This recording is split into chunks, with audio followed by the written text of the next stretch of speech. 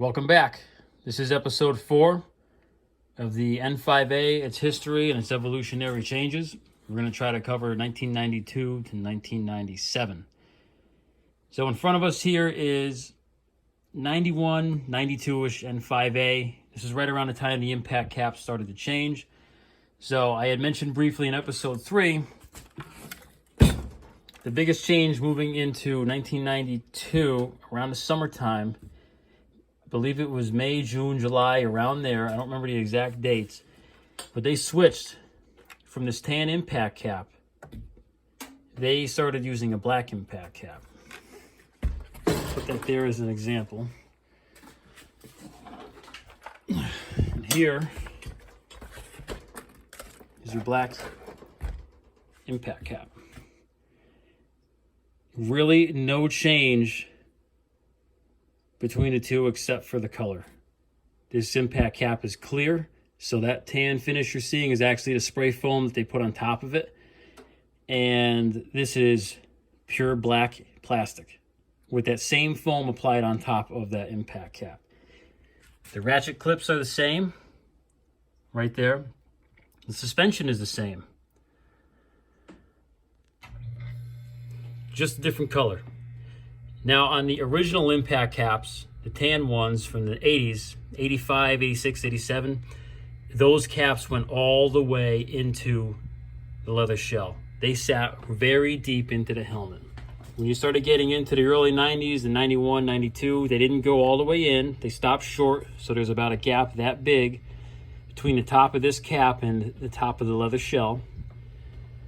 And that depth, the distance, is the same on this.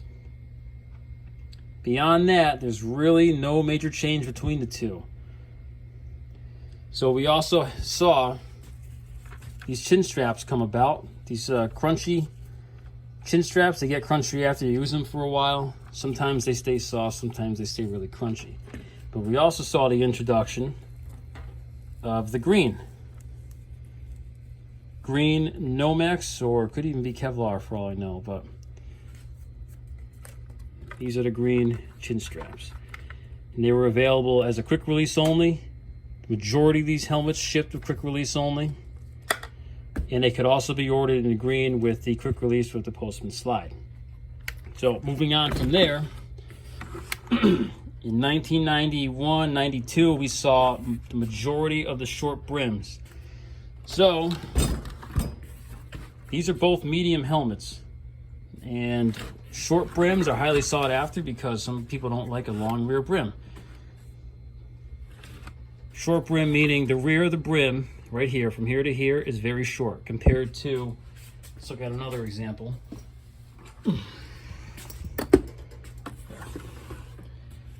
Look at the spacing between the flange and this line right here. And look at this one. There's your flange, there's your line.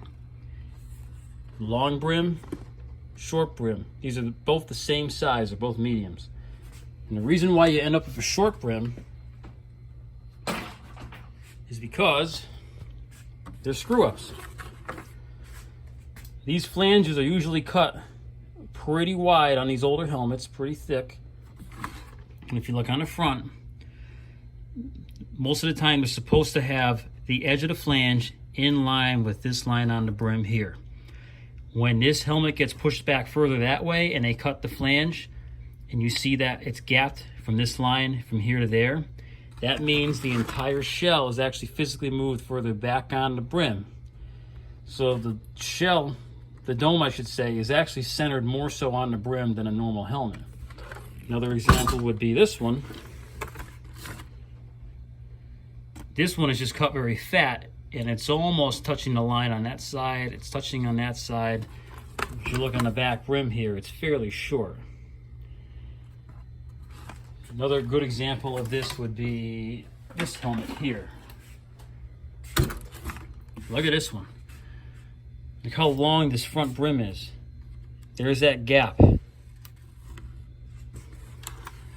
That front brim is very long, and look how long the rear brim is. I mean, it's folded down, but if I was to flatten that out, it wouldn't be very long.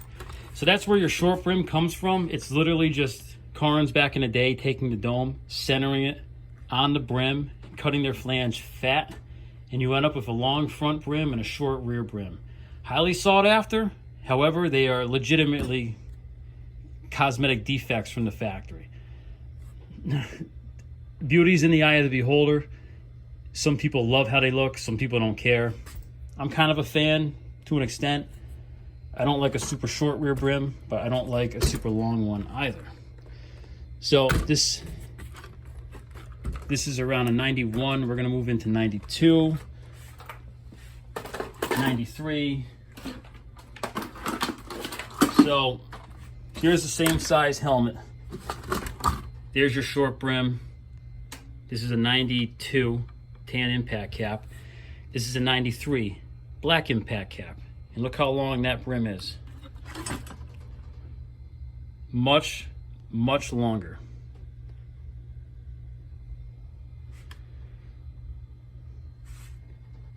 All right, that flange is cut a little tighter. The whole dome is physically moved further up on the brim. It's in line with this line here. And because the dome on the bottom is cut tighter and move forward, you end up with a longer rear brim. Factory bend from that time period, this is 1993. More or less a flat classic. They curl up the sides just a hair, they dip down the front just a hair, and they dip down the rear just a hair. They could bend this down more in the rear, a little bit more, it would still be a classic. As far as dome shapes, it all depended on who cut the shell for that day. This one kind of squares off a little on the top, has a nice profile coming down to the sides. Still uses the pointed Reflexite, the original stuff from 1985.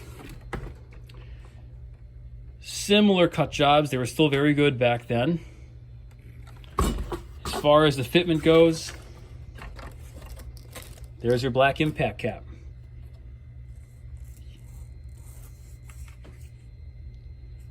Crunchy chin strap. They didn't use the green for this one. Ratchet clips. The ratchet clips came standard on the helmets once they introduced these. However, you did not have to have your helmet come with a ratchet. And to show you that as an example, this is 1993. We're going to move into 1994. Right here. All right, here's a large. Same pointed corner Reflexite. They usually lined the Reflexite up with where the stud started and just went all the way around. Depending on the person that did it, sometimes it would go real low. Sometimes it'd go higher than normal. But regardless, you never really saw them come with the Reflexite way up here, which is how modern helmets come nowadays. So moving back to the ratchet clips were standard. However, if you specified that you did not want your helmet with a ratchet, you could get what was called at the time the L5P liner. And you see how there's no ratchet slots here? This was custom ordered for no ratchet. However, let's see this side. There's a ratchet clip. All right. So that came standard in all the helmets whenever it was introduced, late 80s, but even into the 90s, you could order your helmet with no ratchet. Ear flaps remained the same. About 6 1/4 inches long, edge binding, 2-layer, meaning an outer layer of Nomex and an inner layer of this cushion lining, this velvety lining. It was red. They used red all the way up until the end of 1997, and then it switched. All right. The foam ring, the thinner style, not like the originals from 85. And you see how this one fell apart. This helmet has almost no use to it, and it just rots away because they use thinner foam. Black chin strap. Good bones to this helmet. Good brass. Moving on. No major structural changes at all. So this is 95, 96.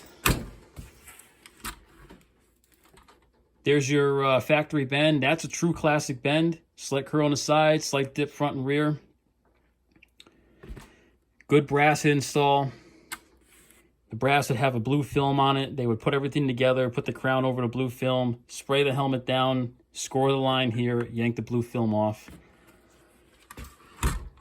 Sometimes you get overspray, sometimes you don't. As you moved on from the 90s, 91, 92 into like 96, 97, the domes were built tighter and tighter, meaning this cut job here got tight to the dome, it got tight to the dome there. The flange was built a little tighter. This is a large, and it looks like a medium from the front. As far as the underside goes, same construction, same ear flaps. 6 1/4, 2-layer. Here's a difference. This was ordered with the ratchet. There's your ratchet slot. There are your clips. This is a 94 actually. All right. So the biggest change moving on from 94 to 95, 96, and 97, but in 1995 they stopped using this reflective trim. This is the pointed corner material. They started shipping helmets out with the rounded corner material. You can see it's rounded here on the corners. There's a slight indent going around the perimeter. That was standard lime green Reflexite for 1995, 96, and 97. So this is a 94. And then 96, 97, like I said, they got built a little tighter cut job on the dome. Good brass. They really perfected putting that retro brass on into 96, 97. Long rear brim. Green chin strap, very soft. Very short front brim. Good bones on the side. Construction on the inside. Really no major changes. 2 layers for the ear flaps. Ratchet slot. Suspension remained the same. A lot remained the same. The only real major change between 1992 to 97 was just how the domes were cut for that time, where the domes were placed on the brim, and the Reflexite. They stopped using pointed corner and went to rounded. The biggest difference from 1996 and 97 is late 97, they started switching to having those ratchet pads here installed all the time. And then 1997 was the last time we saw retro brass. So this is a 97. In 1998, they rolled out their new N5A product line, which eliminated hand-fitted brass. And they went with this.